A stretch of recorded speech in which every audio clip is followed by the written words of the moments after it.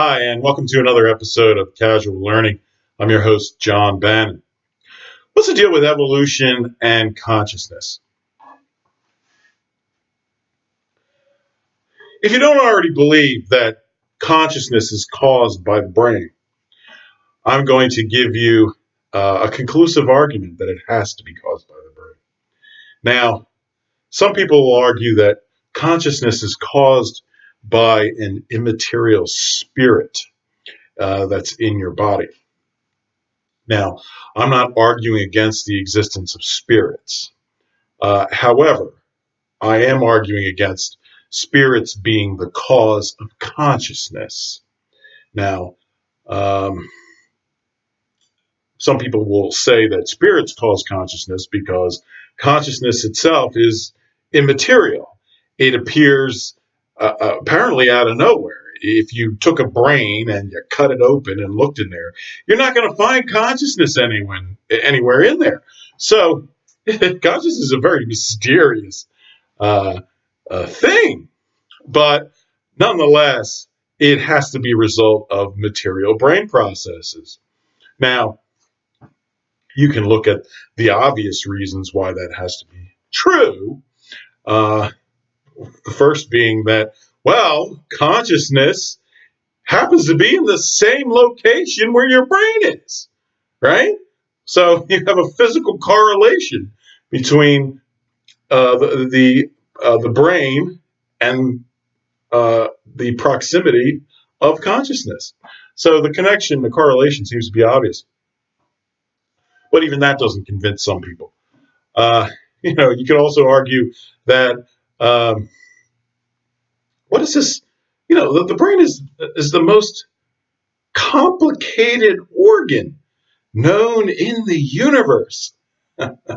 So, you would suspect that it would be responsible for the most complicated process known in the universe, which is consciousness. So there's another reason to believe the brain causes consciousness. But I'm going to give you the conclusive argument for why the brain causes consciousness. And consciousness is not caused by a spirit, at least in a living body. That's not to say that an immortal spirit isn't possible and that immortal spirit could be conscious, but that's after death. And I've already done a video about how that is possible. Sure. I'm talking about consciousness in a living material being. All right. So, what is this conclusive argument? Um,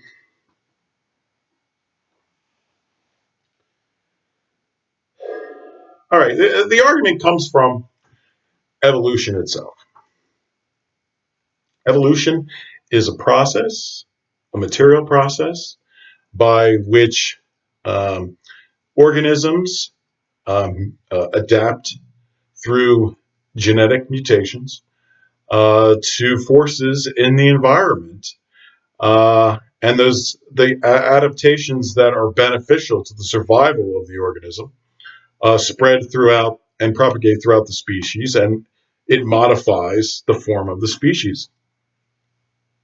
So, evolution itself uh, only works if there is a force exerting itself in the organism's environment. So, a real force. It has to be a force that can affect the organism. So, that means a force that has an effect on matter, because an organism is made of matter. It's made of atoms, molecules, matter. So, in order for evolution to work, the force has to affect matter.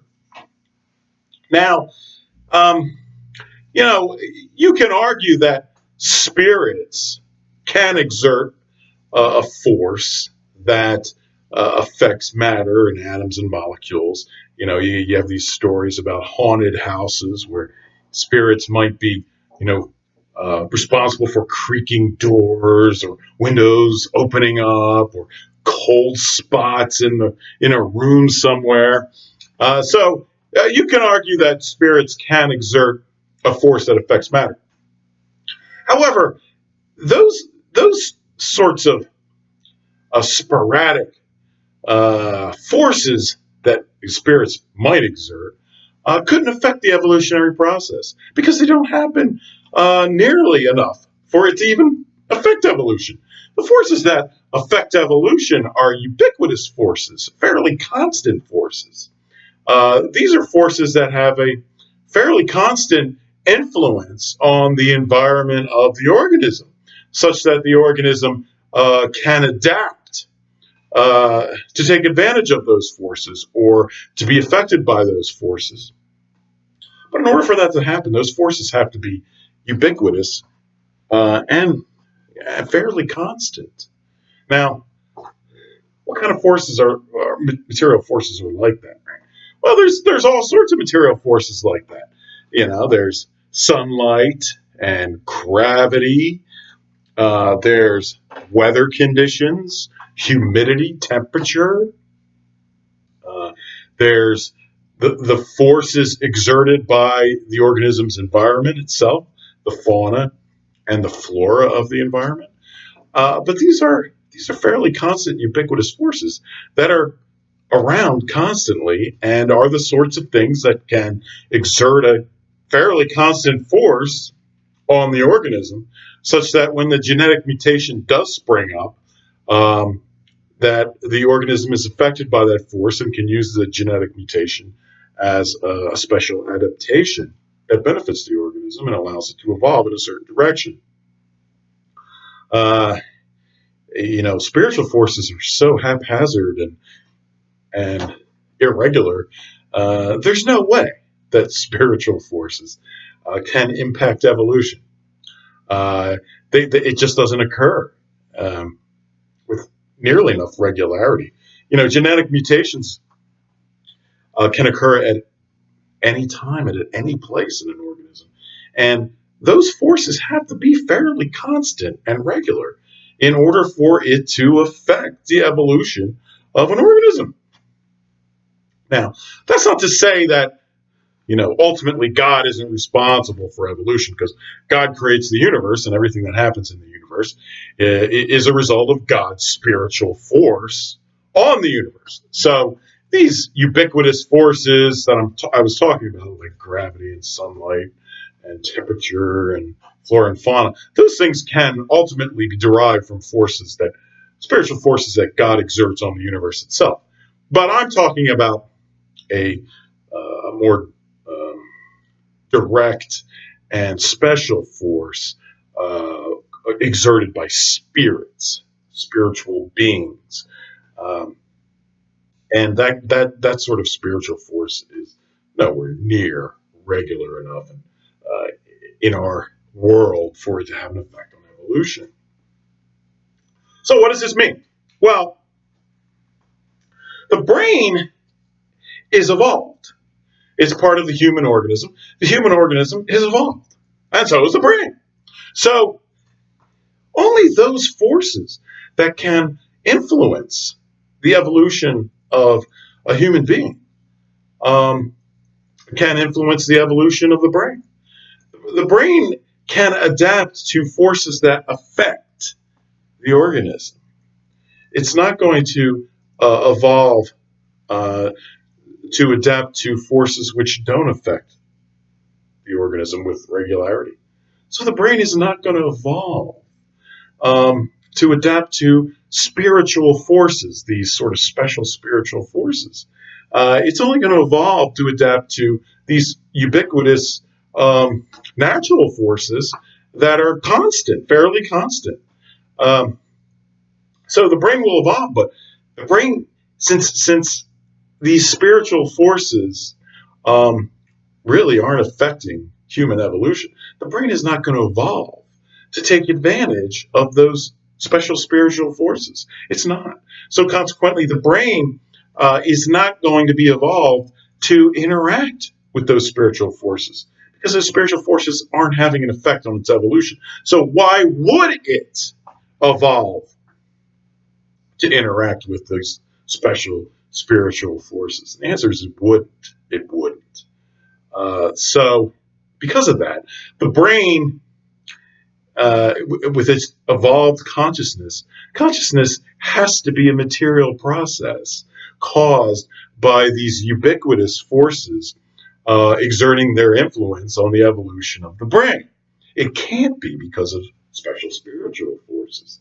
So consciousness cannot be a result of a spirit inhabiting a body. It can't be, because that's not how the brain evolved. That spiritual force is not influencing the evolution of the brain. Consequently, the brain cannot be evolved to interact with these special spiritual forces, which means consciousness has to be a material process of the brain. For example, you can take the eye, right? Yeah, the eye evolved to take advantage of one of these ubiquitous natural forces, sunlight. Sunlight. So it evolves to take advantage of that force. Sunlight exerts a real force, a real ubiquitous, constant, fairly constant force on the organism, and the organism is able to adapt and take advantage of that force, light, and it can evolve something like the eye, an organism like the eye, which can interact with light. But since these spiritual forces don't exert that sort of regular, fairly constant, ubiquitous force on the evolution of the brain doesn't evolve to take advantage of spiritual forces. Therefore, it's not going to interact with them. So consciousness cannot be, uh, a result of the interaction of a spiritual force and the matter inside the brain. See, some people will claim that, well, the brain needs to be that complicated because it takes something that's that complicated in order to interact with the spirit. Well, that's just not true, and it can't be for the reason I just gave you.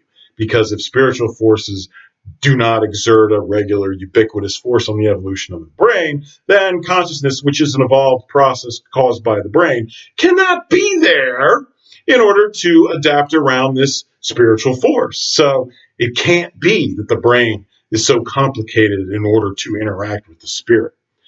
Can't be. So consciousness is a material process. It's not interacting with the spirit. It is a material process. Now, I'm saying that the spirit does not cause consciousness. However, that's not to say that a spirit can't influence consciousness. So you could have a spirit that could influence somebody's consciousness. Sure, a spirit can exert a force if it decides, if there's a spirit and it's going to exert a force in a non-periodic sort of fashion in a particular consciousness. Yes, that's possible, but this is a separate question I'm talking about. I'm addressing whether consciousness itself is necessary to interact with spirits. Is it evolved to interact with the spiritual force? The answer is no. Consciousness is a result of the brain. It is a result of material processes. That is not to say that spirits cannot interact with consciousness. If spirits can interact with creaky doors and with windows, then they can interact with consciousness in people's brains. So that's possible. Yes, I'm addressing a different question, a very different question. What causes consciousness? Consciousness is caused by the brain, not a spirit. Can a spirit interact with the consciousness? Yes, but that doesn't mean the spirit is that the brain is really just an interface between the spirit and the body. It's not that. The brain was not evolved to do that. Okay.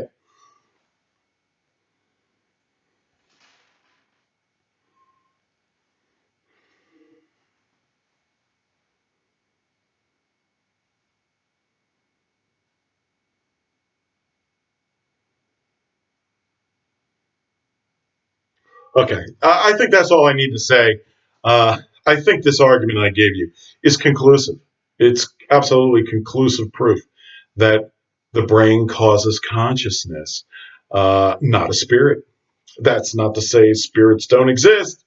That's not to say that there aren't immortal spirits and you don't have a soul. And that's not to say that spirits or a soul cannot interact with a conscious brain. Okay, I'm not saying any of those things. I'm just saying that consciousness itself is caused by the brain. It is a material, evolved process. That's it. All right. I hope you learned something from this argument. Uh, and yeah, if you have any questions or comments, please leave them below and hit the subscribe button. I'd appreciate it.